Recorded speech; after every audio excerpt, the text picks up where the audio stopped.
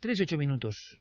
Nuestro compañero comandante de esta nave Noel Calero varía la atmósfera de la madrugada. Tengo sobre mi mesa ahora mismo, me lo pasa Clara Oces, una serie de documentos. El juez Arrieta investiga la posible intencionalidad del incendio de los almacenes Arias.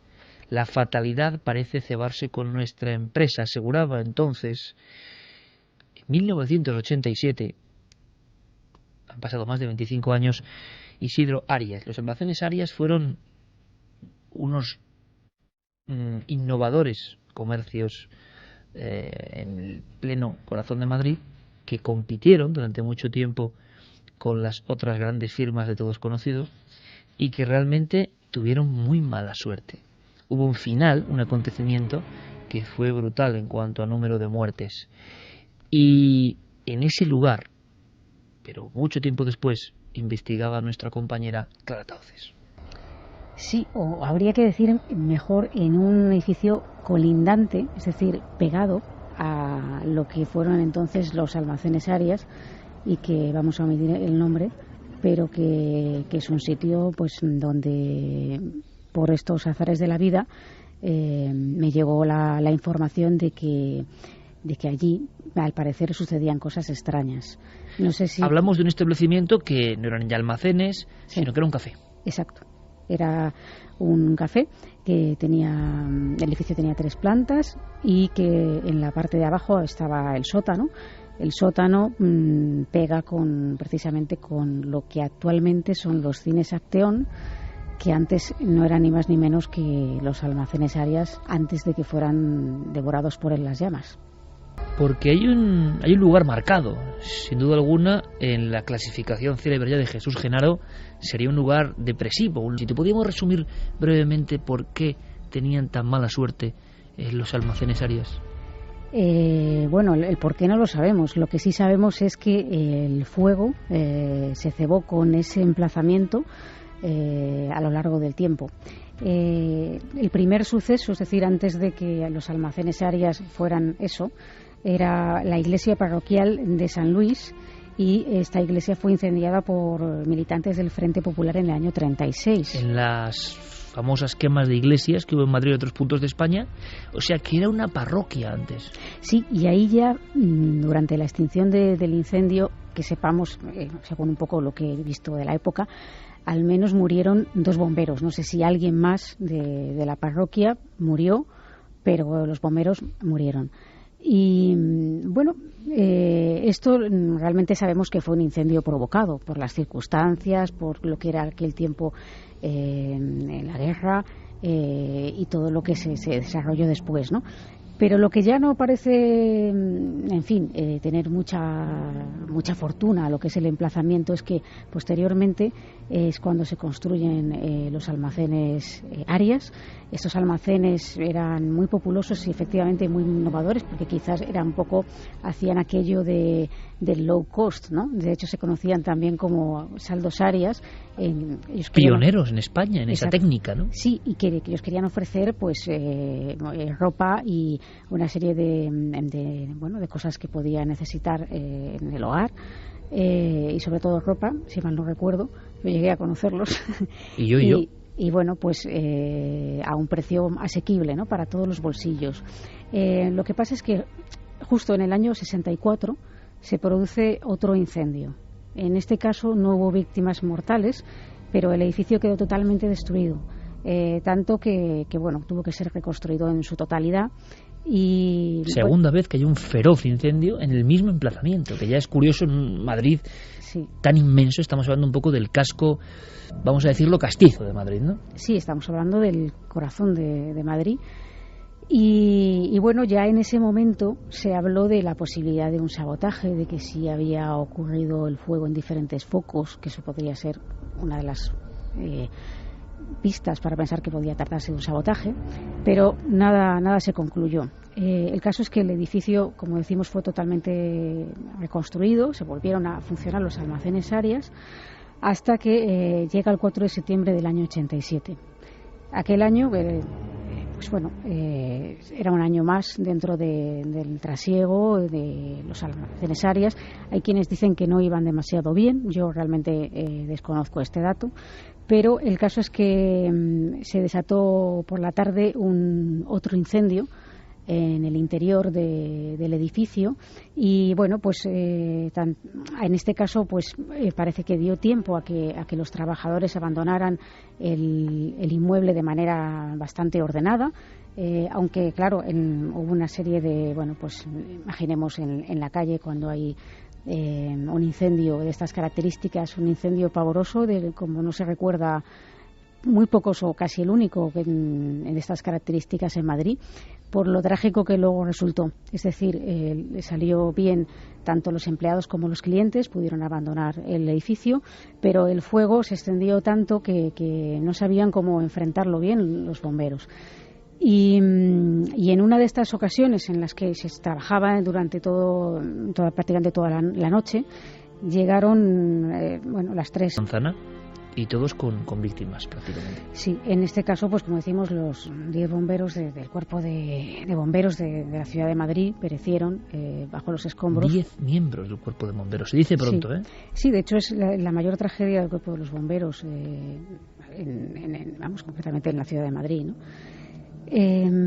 Bueno, podemos imaginar que después de esto el edificio ya no se reconstruyó, pero que los almacenes Arias siguen funcionando en otras ciudades de España, pero no en Madrid, que yo sepa. Y bueno, en el año 95 el solar que ocupaban los almacenes es utilizado para otros fines. Y bueno, aquí queda la cosa hasta que en el año 2004 pues me llega una información, casi por una casualidad, de que, como explicábamos antes, en un café que está pegando con los cines Acteón, pared con pared, sucedían cosas que no podían entender y que les tenían bastante preocupados.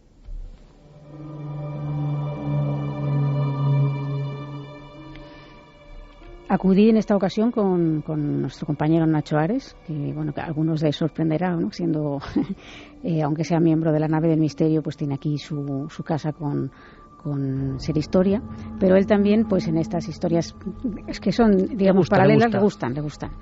Y acudimos allí pues después de que el local, o sea, estuvimos ahí esperando a que cerraran el local. La parte del sótano, que es donde parece que tenían lugar más fenómenos o más, eran más bien como sensaciones. ¿No había un fenómeno claro de visión de algo? ¿Qué es lo que te decían los miembros de ese, o los propietarios de ese café? Bueno, en realidad no fue el propietario, sino uno de los encargados. Uno de los encargados estaba trabajando ahí, pues llevaban, primero ese tiempo habían estado haciendo reformas en el edificio y para convertirlo precisamente en un café, y durante las reformas ya empezaron a ocurrir cosas. Reformas, otro elemento que ya no hay ni que decirlo, ¿no, Clara? Sí, es clásico. Es clásico, es decir, donde hay reformas, obras de este estilo, en lugares donde hay cierto conflicto o, bueno, aparentemente hay una historia luctuosa detrás, parece que se suceden algunas vivencias o fenómenos extraños, ¿no? En este caso me decía el encargado que, bueno, pues que después de cerrar, que cerraban tarde, pues él muchas veces se quedaba haciendo caja. Y claro, en la soledad de un local tan grande y demás, pues él estaba un poco haciendo su caja y de repente empezaba a escuchar como voces de niños y de mujer, pues como si fuera un gran ajetreo, como si hubiera incluso algo parecido a, él decía así, ¿no? Como una especie de parque o algo que estuvieran dando voces, un ajetreo.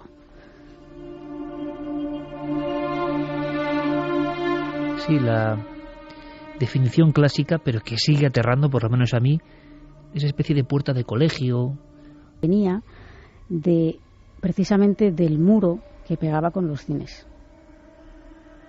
Te puedes imaginar que todo esto, bueno, en principio, pues sorprendido. Él no le daba una interpretación. Pero le había ocurrido más de una vez. Sí, más de una vez, y no solo a él, sino que a otro de los trabajadores, a Pío, que también nos contaba exactamente lo mismo. Ellos no habían hablado entre ellos porque en principio no querían un poco que se supiera, y de hecho yo accedí a este caso, como digo, casi de carambola. Pero ya que bueno, pues me habían brindado esta oportunidad, tuve la ocasión de hablar con los dos y ambos contaban cosas parecidas. Incluso Pío me decía que también escuchaba como murmullos, también voces, como digo, de niños y otros sonidos parecidos a los que alguien hace cuando mueve los barriles de cerveza que había abajo. Y lo habían vivido los dos y sin embargo no se lo habían comentado prácticamente. No, porque damos cuenta primero que por una parte estaba Pío, era como un trabajador y bueno, tampoco quería, en fin, decirle a su jefe algo así. Y su jefe sí que él, pero no con relación a Pío, sino con relación a los que habían realizado la reforma, había preguntado varias ocasiones porque les habían desaparecido herramientas que estaban utilizando de las cajas, y en las cajas de herramientas, y en su lugar, en una de las ocasiones había aparecido un cuchillo que tengo hoy yo en mi poder, que me enseñó. Era un cuchillo antiguo, es un cuchillo que estuve mirando con detenimiento, parece que es de una marca que todavía comercializa cuberterías, la marca Meneses, es una marca de mediados del siglo XIX, y dentro de las colecciones que tienen estuve buscando a ver si había, por las fotografías, a ver si había alguna que se pareciera a la de ese cuchillo, pero no la hallé. ¿Me quieres decir que en otro clásico, porque estos son viñetas de clásicos, si vamos al Reina Sofía, si vamos a la Diputación de Granada, si vamos a tantos y tantos casos, hay reforma, hay un sitio donde han pasado cosas terribles en la historia, y hay obreros que en la reforma aseguran algo que uno dice, hombre, claro, será una explicación racional, será el nerviosismo, será la sugestión, pero muchas veces esos obreros no saben nada de los fenómenos extraños, simplemente cuentan algo tan estrambótico e increíble como que llegan por la mañana y todos los objetos están cambiados, los objetos están puestos como en una especie de surtido o de escenificación que nadie entiende. Y es que si uno va caso por caso en incidentes de este tipo, se da cuenta que los obreros entre ellos, ya mosqueados, no con nada paranormal, sino con un bromista o alguien que les está manejando los objetos, ocurre. Pero tú me dices algo que yo no sabía, y es que aparece un cuchillo que ahí nadie conocía. Exacto. Víctor encontró este cuchillo y claro, preguntó desde alguno de vosotros lo habéis dejado aquí. Me he extrañado porque le parecía raro el cuchillo. Si lo llegáis a ver, lo veríais como a lo que me refiero. No era un cuchillo de cocina normal. Y pues no era de nadie. Y de hecho, Víctor no quería el cuchillo. Y entonces dije, yo sí. Yo quiero tener una prueba de lo que podría ser un presunto aporte en un caso de esta naturaleza, ¿no? Porque oís hablar de los aportes, pero pocas veces tienes la ocasión de ver uno, ¿no? ¿Y tienes el cuchillo en casa? Sí. A ver si me lo enseñas. Me lo estoy imaginando y no sé por qué no me da buena espina. Cuchillo, siglo XIX, que seguramente tenga una explicación lógica, pero tú sigues investigando. Junto a Nacho Ares, que imagino que está alucinado observando todos estos testimonios de el jolgorio, los niños. Bien, ¿qué hacéis? Pues Nacho llevaba una cámara de vídeo. Él solía grabar, hemos ido a varios sitios juntos y él solía grabar con el vídeo, enfocando a diferentes lugares y haciendo pues como si fueran pruebas psicofónicas, pero como con vídeo, por ver si se cruzaba algo, además con audio dentro de la cámara, ¿no? Y yo llevaba una grabadora digital, que no es la que utilizo actualmente, pero que la llevaba. Y bueno, pues cuando ya por fin cerraron el local y nos hemos entrevistado tanto con Víctor como con Pío, pues realizamos una serie de pruebas psicofónicas. Estuvimos ahí bastante rato durante la noche. En algún momento nos pareció escuchar una especie de tos que se repetía. ¿La escuchasteis directamente allí, estando solos? Sí. Lo que pasa es que Nacho es una persona, tú lo conoces, es bastante racional. Pragmático, efectivamente. A veces incluso hasta desmitificador, ¿no? Y él decía, bueno, pues eso es seguro que es algún ruido mecánico de alguna de las máquinas, que en fin. Sí, pero a los dos os extrañó en aquel momento allí. Sí, porque además los dos lo reflejamos, lo apuntamos en nuestras notas. Yo tengo aquí acceso a las notas de Nacho que me ha prestado y en lo que yo apunté en su día, y ambos reflejamos esas toses, ¿no? Y bueno, hay que decir que aparte de eso no percibimos nada más. Bueno, pues un sótano siempre parece un lugar poco acogedor, ya porque el hecho de que no haya ventanas o que no haya luz, ¿no? Siempre ocurrió todo en el sótano, claro, no eran otras dependencias, sino que los sonidos, el jolgorio, los niños, las mujeres, aparecían siempre en ese sótano pegando al otro edificio. Muro. Sí, algunas otras cosas pasaban en lo que era la oficina que tenían ellos también muy cerca del sótano, que era donde también pasaba tiempo Víctor. Y en las oficinas lo que él notaba muchas veces era la sensación de que alguien había entrado los observaba y que los pelos se le ponían de punta, ¿no? Sin saber bien por qué. Cosa que también le pasaba a Pío en otros lugares del café, no solamente allí. Y bueno, pues en las grabaciones hicimos varias, como digo, en algunas salieron cosas que a lo mejor sean para emitir en el sentido de que no entendemos bien lo que dicen, pero esta noche quizá digamos hacer una especie de ejercicio de curso de cata psicofónica, vamos a decirlo así. Me parece fantástico, porque además hemos tenido entre Fermín, tú y yo, una especie de debate interno en ese pequeño estudio donde yo me meto unas horas antes del programa para empezar, a darle forma a este totum revolutum que es fruto siempre del trabajo de todo un equipo, ¿no? Del trabajo de toda la semana. Y claro, yo le decía a Fermín, yo no escucho bien estas voces, yo no sé claro aquí lo que dice, lo que escucho es como una especie de estertor que me pone los pelos de punta, escucho como una especie de quejido, de tos, que parece que es como de alguien que lo está pasando mal, o un tono como de asfixia, y eso lo entiendo. Pero Clara dice que hay un significado. ¿Cuál es en concreto, Clara? Hay una voz que parece, o una serie de voces. Sí, hay varias, vamos a decir que lo que se oye es una psicofonía completa. Luego donde hay varias. Y luego lo que vamos a hacer es ponerlas a menor velocidad. Exacto. Y extractarlas un poco. Exacto, para ir comentándolas y hablando cada pues una. Yo te voy a decir algo que me ha sorprendido muchísimo. Sí. Y es que al escucharlo, evidentemente lo que es el sonido y el misterio del propio oído y la percepción humana, ¿no? Escuchas eso, porque tapa todo lo demás. Y oyéndolo como por desgracia lo vais a escuchar vosotros. Aprovecho para decir que, hombre, lo de siempre, ¿no? La compresión del archivo digital que vais a descargaros en los podcasts. De estas inclusiones que dice, aquí estamos escuchando. Y luego esa respiración. Sí, y acto seguido otra especie primero de como alguien cuando toma aire y algo, una voz ahí en medio que dice fuera. Esto va a ser imposible en la primera audición. En la primera no, imposible. Vamos a escuchar sobre todo ese estertor, ¿no? Pero luego vamos a descubrir, gracias al material de Clara, vamos a meternos un poco dentro de la psicofonía y a analizarla un poco con todos vosotros, si os apetece. 3:29, bajamos la música, Noel, la escuchamos ahora tal y como se obtuvo. Grabación real, solos los dos en ese lugar, y sobre todo nos va a llamar la atención que después de la voz de Nacho hay un respirar como un poco desagradable, sinceramente, y más sabiendo la historia, la gente que ha muerto ahí por asfixia, sinceramente. Pasamos los pitos, las señales que vienen justo ahora, y ahora sí, este es el momento. En la propia escalera. Ha sido como una especie de, ¿no? Una respiración, dices, alguien que estaba ahí respirando perfectamente, podía ser, pero ya claro, yo lo he escuchado antes, hemos escuchado como un murmullo que hay por debajo cuando estabais solos, ¿no? Una especie de murmullo muy inferior.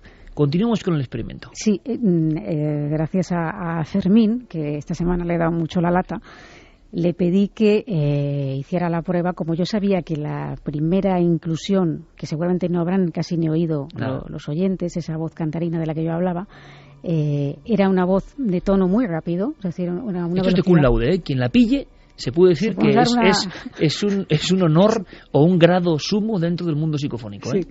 Pues le pedí a Fermín que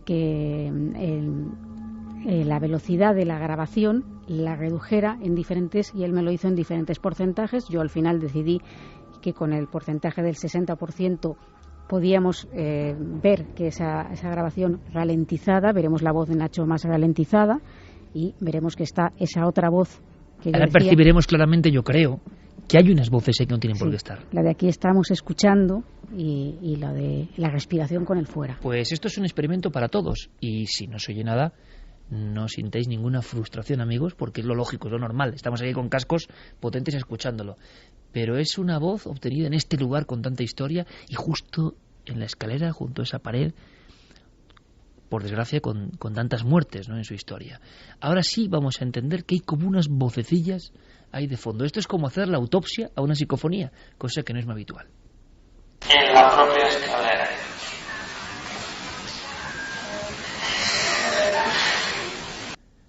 ¿Tú lo has oído, Santi? Ha sido como unas voces como metálicas que hablan ahí de fondo y luego está... Javi, ¿lo has oído? Sí, lo que me pone la piel de gallina es esa especie de respiración, que aquí es muchísimo más evidente, claro. Claro. Vamos más allá. Sí, vamos Hemos más allá. seleccionado, porque es que además es una voz con un tono robótico, que sinceramente es muy chusca, ¿eh? O sea, es una cosa que está a un nivel muy bajo. Muchas veces hemos escuchado voces muchísimo más espectaculares, pero yo no entiendo quién estaba ahí hablando, emitiendo con ese tono, ¿no? En ese momento. Es una voz que tiene como un golpe metálico, como algunas célebres psicofonías españolas antiguas. Tiene un tono cantarín raro. Vamos a ir un poco más allá. Seguimos acotando el terreno, ¿no? Sí. Y has fraccionado esa primera parte. Sí, hemos fraccionado esa primera parte, ese tono metálico, esa especie de voz que dice eso, de aquí estamos escuchando, y hemos subido un poco el volumen y vamos a escuchar exclusivamente eso, no la respiración angustiosa de después. Detectives de las ondas, todos vosotros, venga, afinemos el oído y a ver si captáis la presencia o intuís por lo menos que donde parecía no haber nada, resulta que hay algo que está hablando.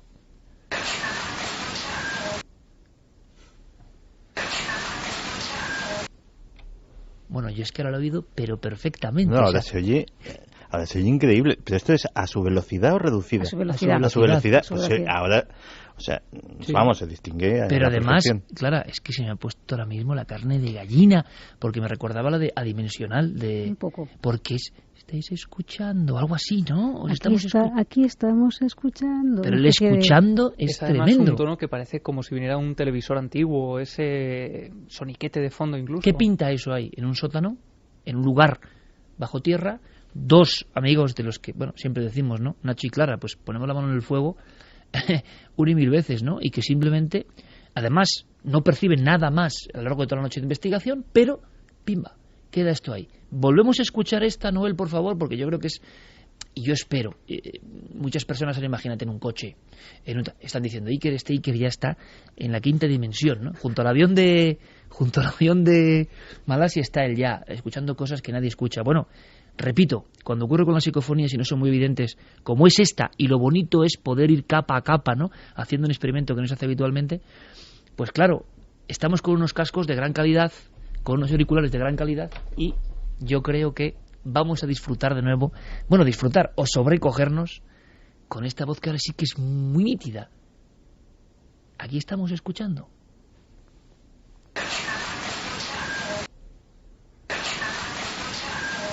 Yo percibo el estamos escuchando. Pónmelo una vez más, Noel, por favor.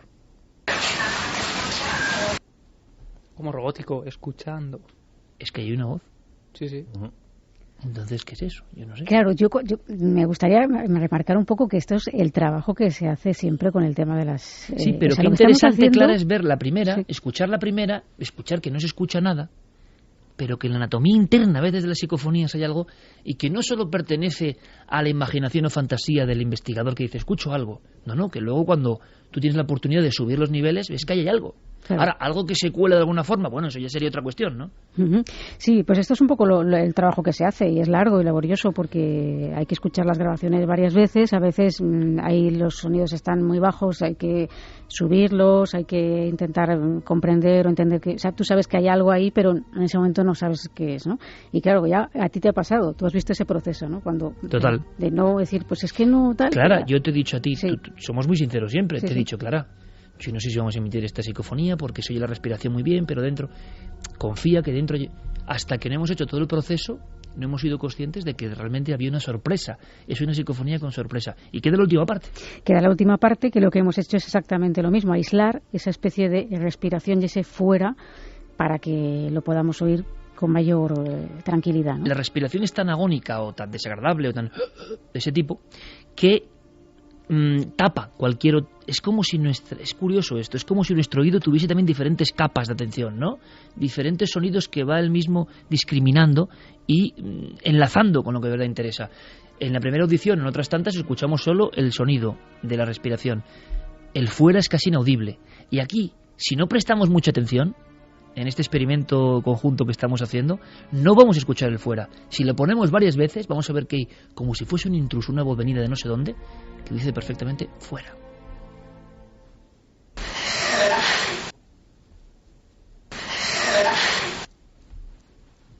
que la respiración escuchada así pone los pelos de punta, seccionada la psicofonía, escuchamos de nuevo esa respiración que, por cierto, parece es que alguien que está, no sé, respirando muy mal, y el fuera ahora es, no voy a decir nítido, pero está.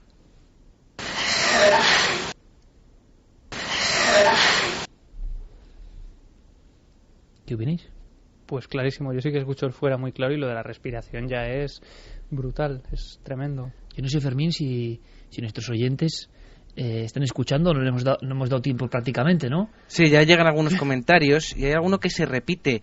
La conspiranoica recuerda las voces que llaman a las secciones al personal de las tiendas. María, solo distingo el escuchando, pero suena esa voz de la megafonía del centro comercial. ¿Antigua empleada de los almacenes Arias? Con mensajes así ya valen, porque desde luego el arte que tiene nuestra audiencia para todavía sorprendernos más. Bueno, Carla, pues lo dejamos ahí, ¿no? Lo dejamos ahí. Yo no había pensado en esto que nos comenta. Por eso tenemos la mejor audiencia del mundo, la que Sí, nos aporta cosas y nos hace aprender a nosotros mismos. pero bueno, viéndolo así, pues es otra hipótesis más. Mira, me ha sorprendido muchísimo el contenido de fuera, porque yo grabé otra psicofonía con la misma palabra, fuera. Era en un hospital abandonado, en el que solicitamos ciertos permisos para intentar entrar, se nos denegaron. Nosotros pudimos entrar gracias a los miembros de seguridad, y justo en un lugar, en un rincón del hospital, en uno de los accesos laterales, nosotros dejamos la grabadora unos minutos, seguimos recorriendo las estancias, y cuando regresamos, escuchando ya en casa, escuchamos perfectamente un fuera pero como autoritario, y hablando con un familiar que era médico, diciéndole justo el lugar donde habíamos captado esa voz, esa psicofonía, me dice muy sorprendido que ese lugar es la entrada a las urgencias, y que hay una palabra que se dice habitualmente entre los médicos cuando están utilizando el desfibrilador, que es fuera. En este caso, por ejemplo, yo el sentido que le doy es otro. Yo el sentido que le doy no es un fuera hacia... En fin, yo no sé quién hace estas grabaciones, quién habla o qué energía mueve esto, ¿no? Pero fuera, cuando hay un incendio, es de cajón. 3:40 van a ser ahora mismo, madrugada intensa en Milenio 3. Quiero mandar un abrazo y un beso muy grande a Carmen y a mi princesita Alma, que espero que no estén escuchando a estas horas, claro, porque les vamos a estar dando la noche, ¿no? Porque desde luego esto, a solas, ya es otra cuestión, es otra cosa. Os mandamos un abrazo y un beso muy grande. Se reincorporará Carmen la semana próxima, y de verdad que esto es tremendo. Vamos más allá.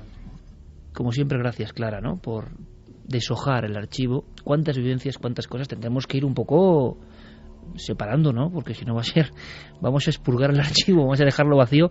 Pero cómo estamos disfrutando, porque es que además son casos que han ocurrido, y nunca mejor dicho, aquí al lado. Pero queda otra historia esta noche de emociones, otra historia singular. Fue hace un par de años, no hace ni un par de años, nos metimos a fondo, Santi sabe bien de lo que hablo, y para resumir, es la historia de una persona del máximo nivel científico que se encuentra en mitad de un camino con una mujer.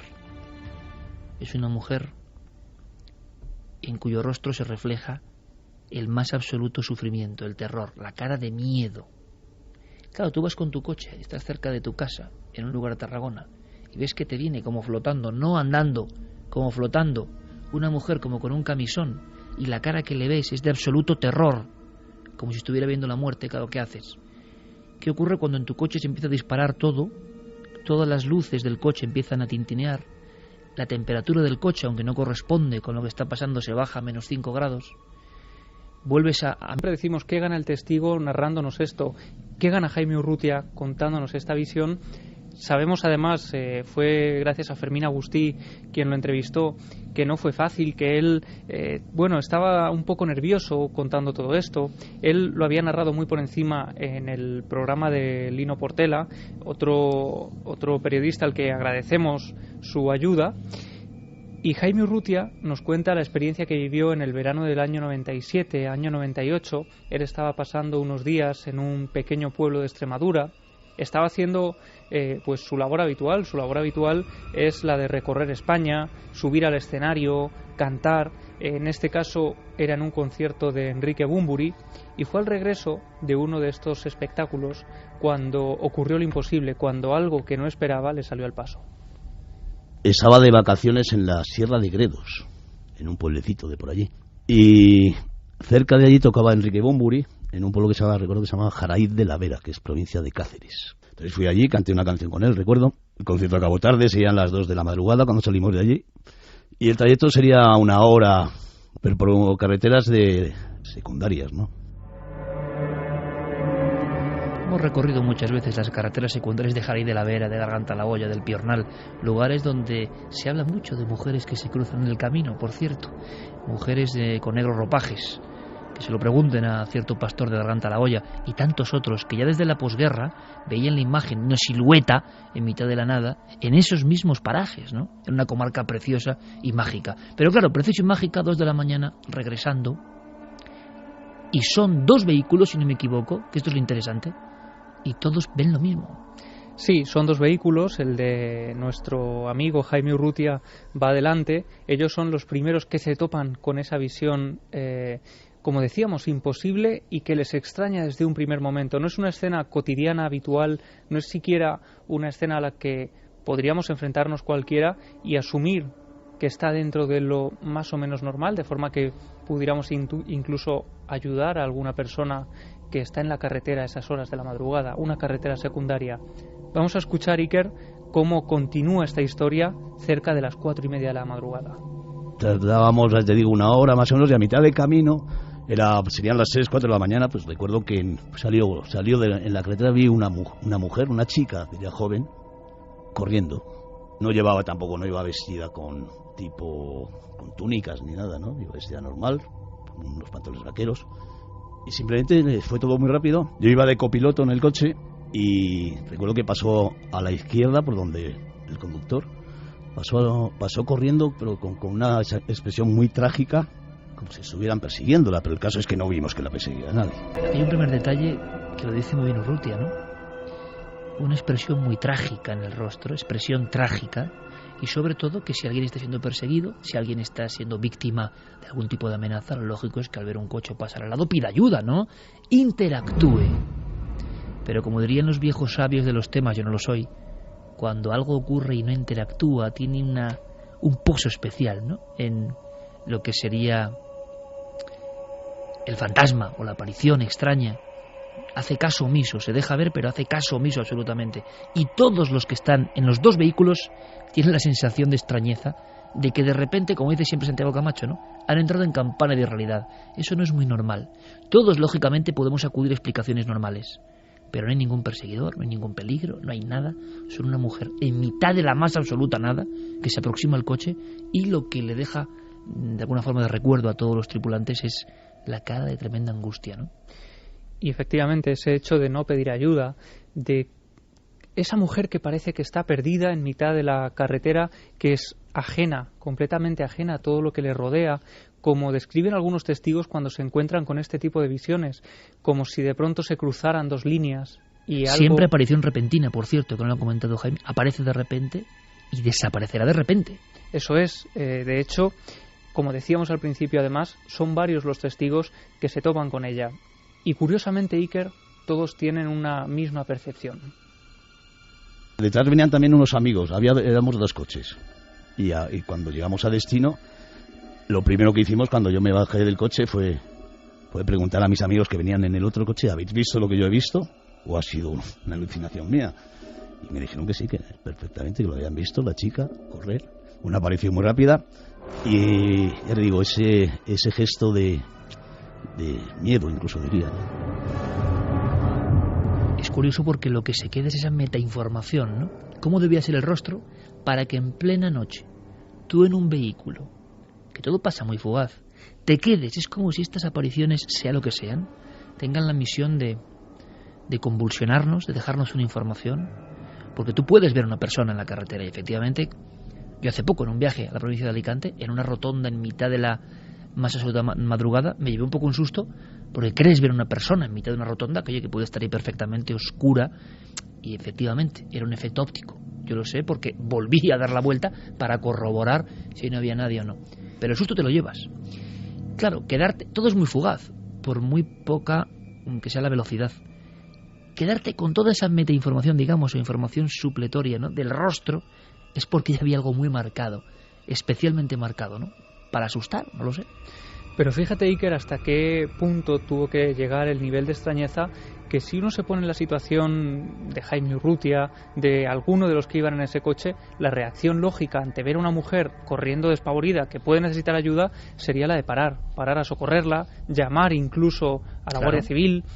Sin embargo, la reacción de todos, los que van tanto en un coche como en otro, es la de seguir hacia adelante, es decir, no querer saber nada de ese fenómeno. Efectivamente, porque al ver que esa mujer no pide ayuda, que está como si no formara parte de esa realidad, es lo que les hace tener esa gran extrañeza. Y de hecho, la última pregunta que teníamos que hacerle a Jaime Urrutia es cuáles fueron las conclusiones del grupo respecto a esta experiencia.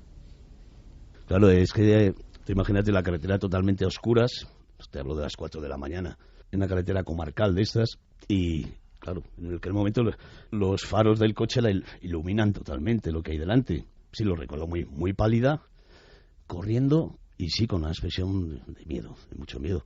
Entonces, lo primero que piensas, lo lógico es que hubiera habido una persona detrás de ella persiguiéndola. Y allí no había nadie persiguiendo. Entonces, es lo que más se hace pensar, ¿me entiendes? Y aquello se desvanece, pasan los dos coches, no hay ni rastro, les da tiempo a intentar indagar, no hay nadie que persiga. Repetimos, además es una zona que es la más absoluta nada. Lo curioso, Fermín, compañero, es que Jaime Urrutia, bueno, lo contaba con tremenda naturalidad, pero poco a poco es la impresión que iban surgiendo en él muchas más dudas, en el sentido de que era como consciente de que habían visto algo fuera de lo normal completamente, ¿no? Él tenía la sensación ahora de que no era un incidente raro, qué extrañeza, no, sino algo muy extraordinario y misterioso. La forma de contarlo, desde luego, que era completamente real. Él venía de otra entrevista que se hacía aquí en la SER, relajado, divertido, sonriendo. Nos fuimos para el estudio y yo te lo comentaba cuando hablábamos del caso, le veía un poco más nervioso, más serio, me miraba, no temblaba, pero sí que notabas que algo había pasado. Estaba viendo a la chica de nuevo, ¿no?, cuando te lo contaba. Se le veía asustado, se le veía esa expresión que se te pone en la cara de no está mintiendo. Gracias, Fermín, porque yo creo que es un documento, ¿no? ¿Recordáis de los componentes de Medina Zahara hace un par de años, en plena carretera? En esas carreteras solitarias, claro, qué sencillo es. No, bueno, los grupos, la música, habrían tomado algo, en fin, lo de siempre, para racionalizarlo de cierta forma y que no nos preguntemos si eso es posible. Que lo dejemos siempre, y como tantas cosas, y lo de almacenarias pues será otra cosa y todo será otra cosa. Pero esta semana hemos aprendido que de vez en cuando el misterio, lo insólito, viene a vernos, viene a visitarnos. Qué fuerza también, ¿no? Clara Santi, el arquetipo, ¿no? La mujer, recuerda Jaime Urrutia en el último documento, pálida especialmente, como para mostrar algo. Y es lo que tienen estas apariciones muchas veces, y lo hemos contado, ¿no? Dejan un pozo en el testigo que ese, por algún motivo que no entendemos, no se marcha nunca, ¿no? Sí, porque aparte de lo que ves, una cosa que es muy común en los testigos de algo así es lo que sientes, que no tiene nada que ver con lo que ves. Lo que ves puede ser una imagen que, si la filmásemos ahora mismo, pues no nos causaría la menor impresión, digamos, pues una chica que corre, punto, y aquí se acaba la historia. Que corre hacia la nada, pero bueno, sí. Sí, pero vamos, que podría ser un fotograma, o sea, una pequeña secuencia de una película X. Lo que se siente cuando ves en esos momentos algo así es el impacto de estar viendo algo que no te corresponde ver, que no se, de alguna manera extraña. Lo que me han transmitido muchas veces testigos de este tipo de cosas, totalmente de acuerdo, es que están como descorriendo una cortina que no era para ellos, y que aquello no era normal, que la imagen en sí misma no tenía nada de anormal, pero que algo, puede que muy primitivo, muy interno dentro de ellos, les decía que aquello no era natural de alguna forma. Y esa sensación, yo mismo estoy teniendo muchos circunloquios ahora mismo para transmitirla, pero cuando te encuentres a un testigo que te la quiere transmitir, le da 18.000 vueltas y no te lo sabe transmitir. Totalmente, con palabras. Pero como siempre, Santi es un sabio y has metido el dedo en la llaga. Yo creo que algo que nos devuelve, como si fuera un transpondedor, ¿no?, del pasado, algo que nos devuelve algo de eso, es cuando hablamos de la arqueología extraña, el arte extraño. Cuando tú ves una imagen que, por lo que sea, demuestra un algo, que puede ser lo sagrado que ha estado encima o generándolo, la extrañeza que tiene, te llega, te cala. Hay imágenes que no olvidamos nunca y el arte es un gran trasladador de todo eso. Algún día os contaré, no sé si lo he contado, seguro que sí, me diría Carmen ahora sí, si lo has contado. El día en que Germán de Argumosa me puso unas imágenes que yo creo que no ha visto mucha gente. ¿Lo he contado alguna vez? No me suena. Dicen el calero que sí. Porque había una especie de cara saliendo de una cara de Belmez. Algún día os lo contaré. En las diapositivas ponía televisión alemana, Hans Bender, 1972. Y de la más famosa cara de Belmez salía otra cara. Y esa cara parecía un payaso. Parecía. Pero esa sensación, cuando estaba escuchando a Santi ahora, yo tenía esa imagen delante. No te corresponde ver esto. Y el alma humana lo siente perfectamente. En fin, rompemos un poco porque nos estamos poniendo muy serios, aunque será tema para futuras conversaciones aquí en esta entrañable mesa de Milenio 3. Música para que haya un poco de luz, que es lo importante, ¿no? Luz siempre a través del misterio, incluso y del miedo, porque el miedo también son preguntas, que es lo que estamos haciendo, ser todos un poco y más que nunca detectives. Darboux decía, la forma de contarlo es muy seria y formal, no es algo inventado, se nota que lo ha vivido. Es verdad que Jaime Urrutia, un personaje clave en la historia de nuestra música, lo cuenta como con una rotundidad, una reciedad, ¿verdad? Que no era para bromas, ¿verdad? Estaba contándolo muy serio, especialmente serio. Sí, bueno, y de hecho además el tono del programa donde lo contó primero en Portela de Noche es un programa con un tono como muy alegre, donde los invitados cuentan sus anécdotas, y cuando llegó el turno de contar todo esto, él pasó un poco de puntillas y como si no estuviera muy cómodo. Claro.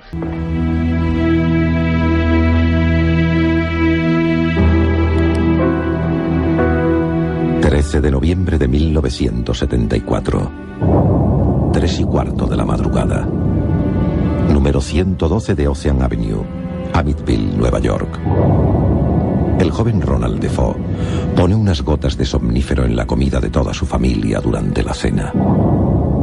Poco después, iría asesinando uno a uno a su padre, su madre y sus 4 hermanos. Las 6 víctimas aparecieron tendidas boca abajo y con la cabeza apoyada sobre sus brazos cruzados. El asesino confesó a la policía que había sido el diablo el que le ordenó cometer los crímenes. Un año después, la familia Luz compraba la casa a un precio ridículo. El matrimonio y sus 3 hijos ocuparon la vivienda. Aquí comenzaba la pesadilla.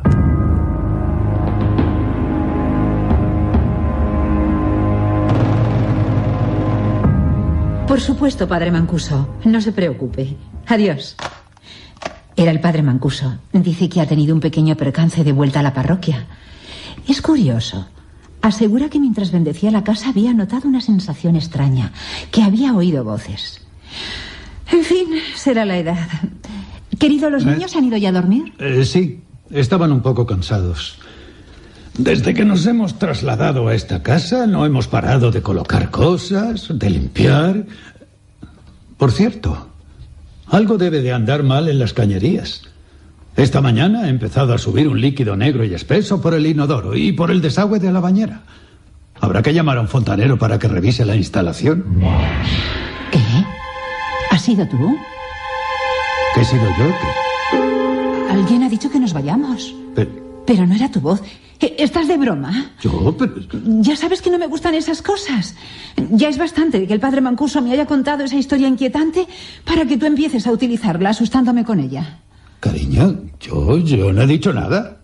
Es más, ni siquiera he abierto mi boca. Habrá sido algún ruido raro y tú lo has confundido con una voz. Bueno, voy a cortar leña. ¿Otra vez? Oye, querido, te pasas las tardes cortando leña. ¿No crees que ya hay suficiente madera como para incendiar todo el vecindario? Voy a cortar leña. Está bien. Tampoco es para ponerse así.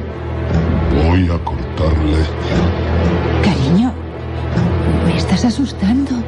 No hables con esa voz. ¿Qué me dices? Que hablabas de una forma extraña. ¿Yo? Pero... Decías, voy a cortar leña con un tono espeluznante. ¿Cortar leña? No, ahora no es el momento de eso. Estoy demasiado cansado. Oye, ¿qué te parece si hacemos como los niños y tú y yo nos vamos también a dormir? Uy, me parece la idea más sensata de cuantas he oído en las últimas horas. Unos ojos invisibles seguían los movimientos de la familia Luz desde todos los rincones de la casa. Ambos suben la escalera y se dirigen al dormitorio que está en la segunda planta. El resto de la casa ha quedado sumida en la más absoluta oscuridad.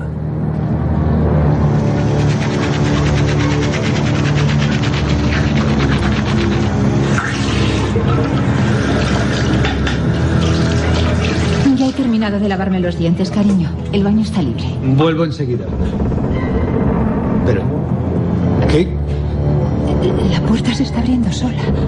Y no es la primera vez. No te lo he querido decir hasta ahora, pero muchas veces me ha ocurrido lo mismo durante estos días. ¿Cómo? Después he ido a comprobar si había alguna corriente de aire que las empujara, pero no. Nunca había ventanas abiertas. Bueno, no te apures. ¿Habrá algún desnivel o algo así? Yo revisaré mañana todas las puertas. Mientras su marido está en el baño, la señora Luz observa cómo la mecedora que hay en la habitación se mece sola. El miedo recorre todo su cuerpo. De nuevo alguien desde algún lugar vuelve a pedir que la familia abandone la casa. ¡John! ¡Dios mío, John! ¿Qué te pasa, Maggie? ¿Qué ocurre? De nuevo esa voz me ha dicho que nos vayamos. Y esa mecedora ha empezado a balancearse sola. Tranquila. Ya estoy contigo. Vamos, querida, vamos. Venga. Ya no me voy a mover de tu lado. Tranquila. Venga, vamos a dormir. Anda. Las sombras se apoderan totalmente de la casa, aunque esta noche hasta el silencio puede escucharse. De pronto, a las 3:15 de la madrugada, algo rompe la calma. ¿Qué ha sido eso? La sangre se hiela en sus venas. Su esposa está levitando sobre la cama. Es ella, pero su cara y sus manos, todo su cuerpo, ha envejecido 50 años. La cabeza cae hacia atrás, dejando suspendida en el aire su melena de pelo rubio. Las cuencas de sus ojos están hundidas y su boca muestra una mueca a medio camino entre una sonrisa y un grito de espanto. ¡Dios mío! ¡No! El crucifijo que preside la cama se da la vuelta y los objetos empiezan a caer de los muebles como si alguien los estuviera lanzando con fuerza. En ese momento, el cuerpo de Maggie se desploma pesadamente sobre la cama. ¿Qué ha pasado? ¿Qué ocurre? ¿Qué es ese zumbido? No, échalas. Querida, ¿pero qué dices, querida? Moscas, no puede ser. Pero si no se ve ninguna. Esto es muy extraño. Rápido, querida, levanta a los niños. Haz que se vistan. Nos marchamos de aquí.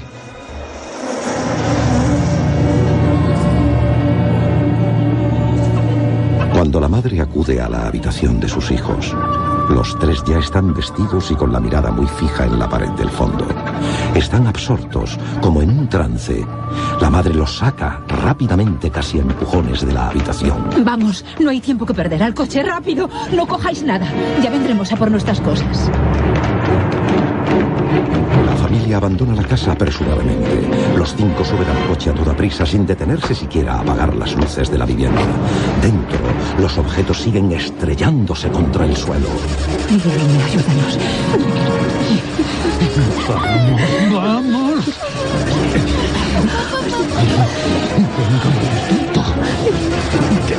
¡Estúpido coche! ¡Arranca!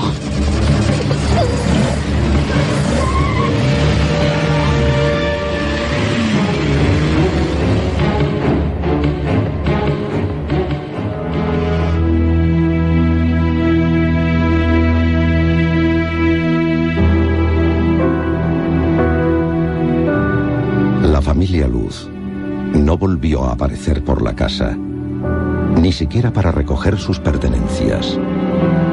Todavía hoy, muchos años después, la mansión continúa deshabitada en el 112 de Ocean Avenue, Amityville, Nueva York.